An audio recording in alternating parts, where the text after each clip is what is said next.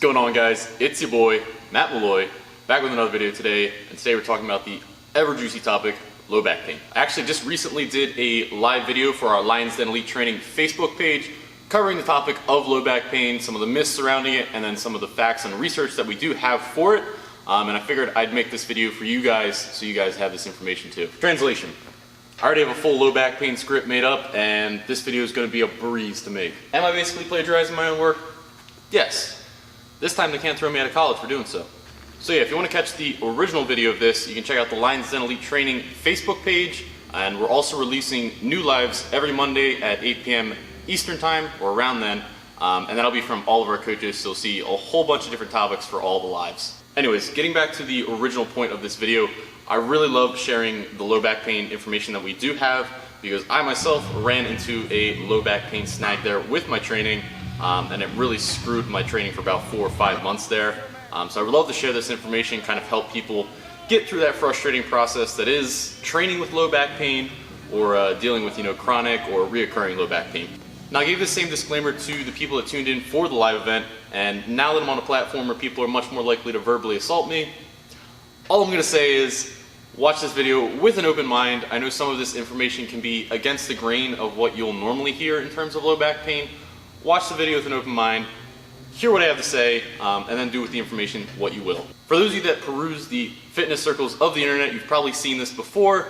Anytime the content piece of low back pain comes up, the comment wars that are held underneath those content pieces are just immaculate. I'd much prefer this video to be a source of civil discord, if discord at all. And with that being said, if you do have arguments against what I'm saying in this video, or you've got a different opinion on the matter, feel free to leave it in the comment section below, and I'll be happy to have a discussion with you. The internet may have forgotten this fact, but you can have reasonable discussion with someone, even if you disagree with them, like goddamn respectable human beings. I need to work on making my intro shorter. That being said, let's get into the video. Now, I'm super passionate about the topic of low back pain because in an ideal world, everyone would be well informed on the subject and things would look a little something like this. What's up, Matt? How you feeling? How's your back feeling? Man, not too hot right now, but I'll just adjust the intensity if I need to, exercises, and we'll be good to go. All right, you ready to train? Let's go. Yeah, man.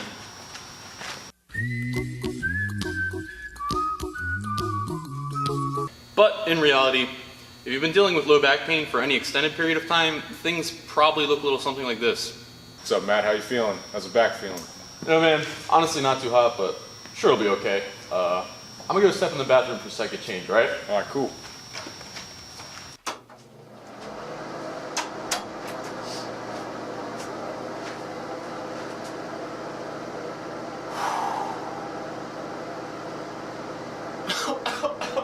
God, it's all over.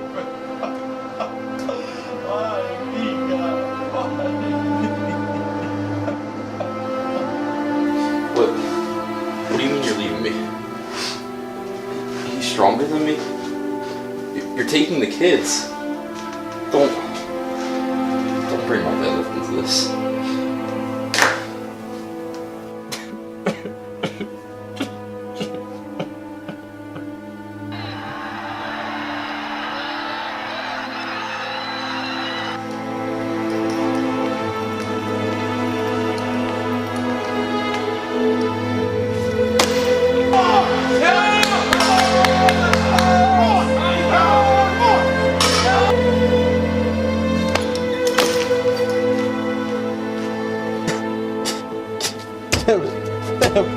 Damn.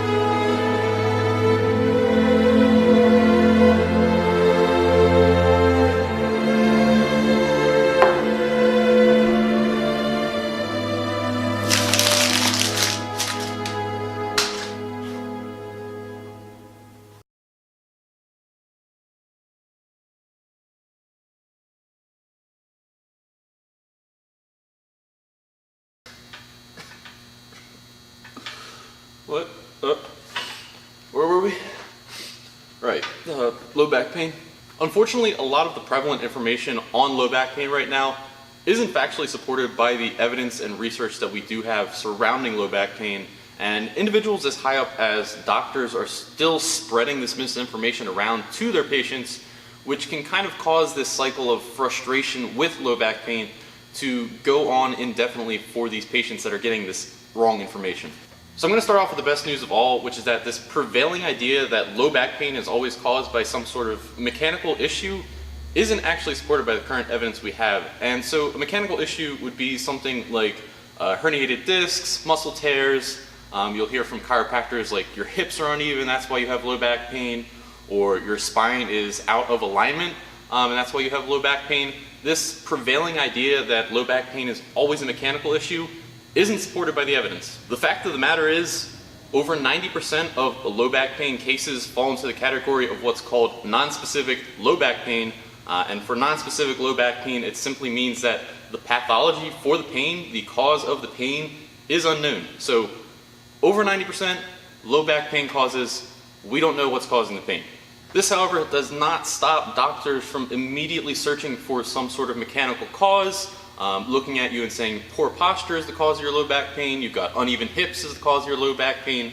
9% of the time, we don't know, but for most cases, you're going to have a doctor telling you some sort of mechanical issue is causing your low back pain. Only 1% of low back pain cases are from a serious cause, and serious here meaning something like cancer, an autoimmune disease, fracture of the spine, or an actual injury to your spinal cord.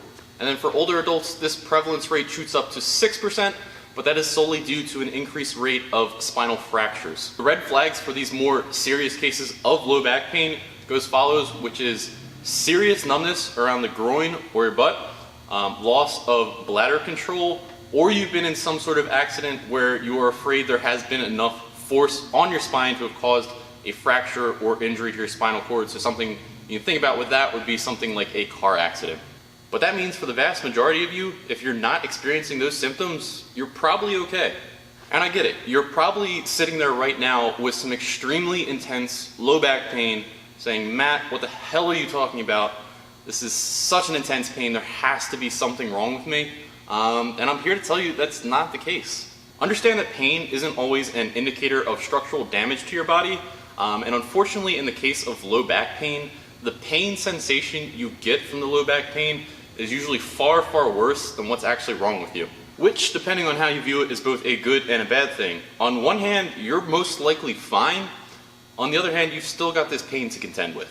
The reality of the situation here is there are so many factors to look into when considering low back pain, including age, sex, how much sleep you're getting, your psychological viewpoint towards low back pain itself, and your psychological viewpoint towards pain itself. Just so many factors that it's frustrating when the doctors right now are generally only looking for some sort of mechanical cause, and they're actively searching for mechanical cause when we know there are so many more factors that are in play here. In the worst case scenario, you're going to be told to get a surgery that you don't need for a problem that you don't have, with a surgery that's not even guaranteed to fix the outcome. You sure about this whole surgery thing, Doc?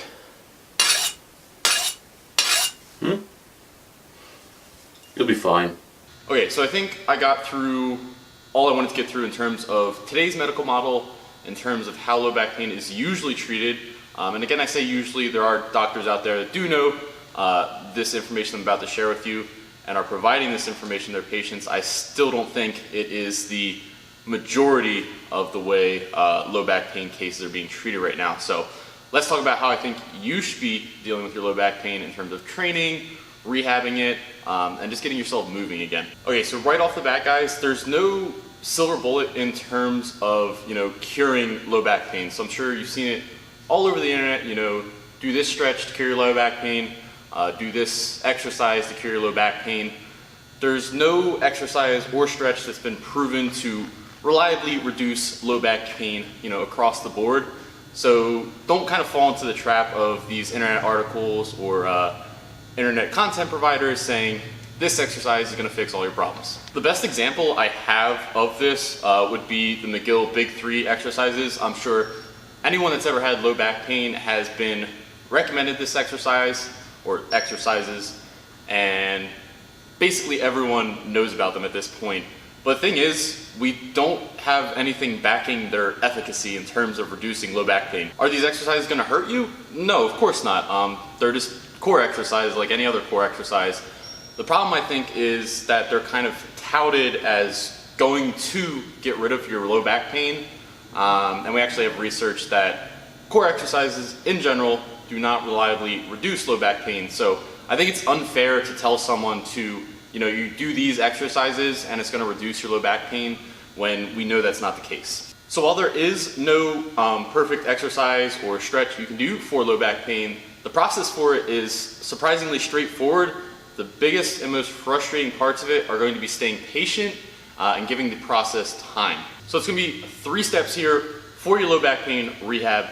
First step is going to be nice and simple, and that is to simply stay in motion, keep yourself moving, keep your body moving, and avoid going into the cycle of just giving yourself bed rest. Second is going to be adjusting your intensity for your exercises, and depending on your pain levels, you might have to adjust your exercise selection for a few things. And then the third and probably the hardest part of the rehab is keeping a positive mindset about this whole process, keeping yourself positive in terms of your pain, in terms of the fact that you're going to get better, and not kind of falling into a cycle of constantly doubting everything, constantly being anxious about the process.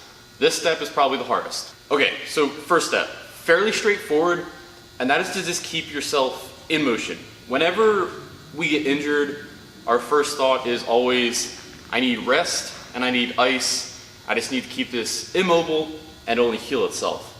Unfortunately, this is the furthest thing from the truth, and it's gonna have your back feeling stiff and more painful. You're gonna wanna keep constant blood flow to the area, and that's not gonna happen if you're just lying in bed all day. So what I want you to do in terms of movement is really simple. If you're in extreme pain, you're just gonna start with walking for movement. Simple as that, walking. The next thing to move on to would be trying bodyweight variations of exercises. So trying to get some air squats in, trying to get some air deadlifts in, something to put your back in motion. And I'm not gonna lie here, the first few reps may be extremely painful, and you're not going to want to do them. But as you do more and more reps, as you keep yourself in motion, you realize it's loosening up, you're getting some blood flow to the area, and it actually feels better with each rep that you do. I promise if you kind of get past that initial pain of getting the movement started in the first place, you'll ditch the bed rest, you'll notice how much better movement makes you feel, and you're not gonna wanna go back to, lying down all day. Okay, so once you have yourself up and moving again, the next thing to tackle here would be your training routine. Now what I meant by adjusting your intensity for your exercises is you're gonna be shooting for pain-free reps. So what I mean by pain-free is we're avoiding that kind of sharp, intense, low back pain with whatever movements we're doing in the gym. With low back pain, stiffness is honestly going to be expected, but that kind of sharp, intense pain you wanna be avoiding. So you're adjusting your intensity down to get rid of that pain. You can take this intensity drop pretty far, so don't be afraid to drop weight off the bar depending on what you're doing. This is where the ego might have to take a hit. A lot of people think drop the intensity and they'll drop it down to something like 50% of their 1 rep max, but they'll still be experiencing that low back pain. You can still drop it down to 25%, down to 10%, down to just the bar. The bar is still giving you problems, that's when you drop it down to a bodyweight variation. So you can take this drop in intensity all the way down to bodyweight variation, and that's okay.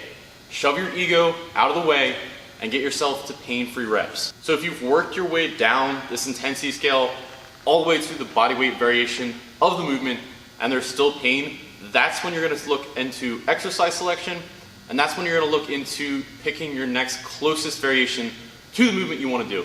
So say you've worked your deadlift down all the way and you're down to just the bar and it's still painful. Well, now we can look at not doing the deadlift off the floor anymore, doing the deadlift up from blocks. Does it still hurt if we move the deadlift up off the floor? If that still hurts, we can look into something like a trap bar deadlift. We can look into something like a trap bar deadlift with blocks. So you can work this variation thing to your advantage and work yourself until you find that next closest variation that mimics the movement you want to do. Since the squat and the deadlift are usually the most problematic for people with low back pain, I will say you will tend to find success with a more vertical torso position in mitigating low back pain. So That would mean something like a high bar or front squat in terms of squatting. And if those don't work, you'll try it to a box, so like a higher box. And then for deadlift, people tend to find success switching to something like sumo or switching to blocks, so higher up off the ground. And it brings their torso angle up to a bit more vertical, and people psychologically feel more confident in that position, and it's a good way to work yourself back into those exercises. Once you found that variation that works, or that intensity level that works for the movements that you want to be doing, that's when you start the process of rebuilding. And this process, I can't tell you how long it's going to take. For some people, it's a matter of weeks. Like I said, with my case, it was a matter of about 5 months. For some people, it can be a matter of 2 to 3 years or on. It's unfair of me to say you're going to get better in X amount of years, because low back pain differs from person to person every single time. As opposed to traditional programming where your weight selection is going to be determined by RPE or percentage of a 1 rep max, your programming is going to be based off of that pain intensity. So you're still going to keep that motto of keeping your reps pain-free. If you're able to move up weight week to week and still stay pain-free, you are good to do so. But do not push it too early. Get yourself back into that cycle of pain and put yourself on this kind of infinite loop of pushing the weights up too heavy, hurting yourself again, getting frustrated, going back down to light weights, pushing it up too early, getting frustrated, going back down to light weights. Trust me, I ran my head into the wall doing this. Just avoid the whole process altogether. Stay patient with how long you take to progress yourself up from light weights, and it'll pay off for you in the end. I promise it is way, way better than just kind of running your head into the wall, trying to push heavy weights too soon. But that brings me to the third point, which is keeping a positive mindset throughout this whole process. I'm going to try and keep this short because positive mindset could be a video on itself, but positive psychology is such an important component of pain management. We have numerous studies on this at this point, along the lines of, you'll hear something along the lines of positive affect, which is basically a positive mindset or positive mood, and those with higher positive affect will essentially rate pain ratings lower than those with lower positive affect, and they will rate their pain sensation as being higher. This essentially boils down to the more frustrated you are, the more anxious you are with low back pain, the more negatively you view your situation, the more likely it is that you're going to feel this pain as a more intense sensation. As hard as it is, I want you to find any sort of positivity you can in terms of viewing your situation with low back pain. Biggest one being, you're still training. There are people out there that don't have the opportunity to train and never will. Realize that your situation is not completely lost. The fact that you are still able to move around, the fact that you are still able to train in some sort of sense is amazing. Don't worry about what everyone's doing on Instagram. Don't worry about what your favorite YouTuber just deadlifted. Focus in on getting yourself better, keeping yourself positive throughout the process, and not worrying about where you're at.